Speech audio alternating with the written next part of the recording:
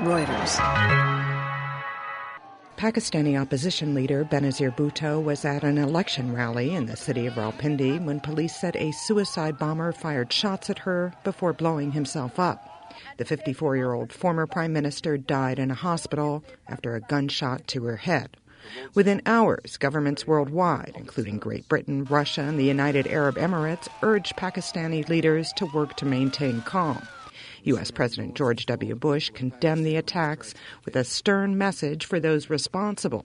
The United States strongly condemns this cowardly act by murderous extremists who are trying to undermine Pakistan's democracy. Those who committed this crime must be brought to justice. Bush praised Bhutto's courage in returning to Pakistan in October to participate in elections aimed at restoring a democratic government after 8 years of military rule under President Pervez Musharraf. The assassination came less than 2 weeks before a January 8th election she hoped to win. Now the fear is that Pakistan will erupt. James Carafano of the Heritage Foundation. Pakistan's been through a lot of chaotic political episodes in its history. There have been assassinations, attempted assassinations, coups.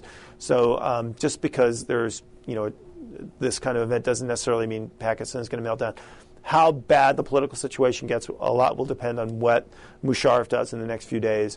Analysts say Musharraf, who stepped down as army chief of the nuclear-armed country 2 weeks ago, could seize the moment to reimpose emergency rule and cancel, or at least postpone, the upcoming parliamentary elections. Even if the elections go ahead, the process was thrown further into disarray after former Prime Minister Nawaz Sharif, one of the main contenders, announced he would boycott the poll.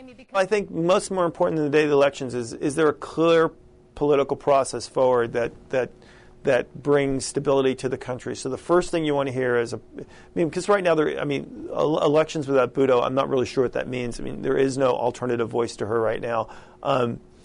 You want to hear a clear statement about how we're going to restore the political process in that country and keep it moving forward.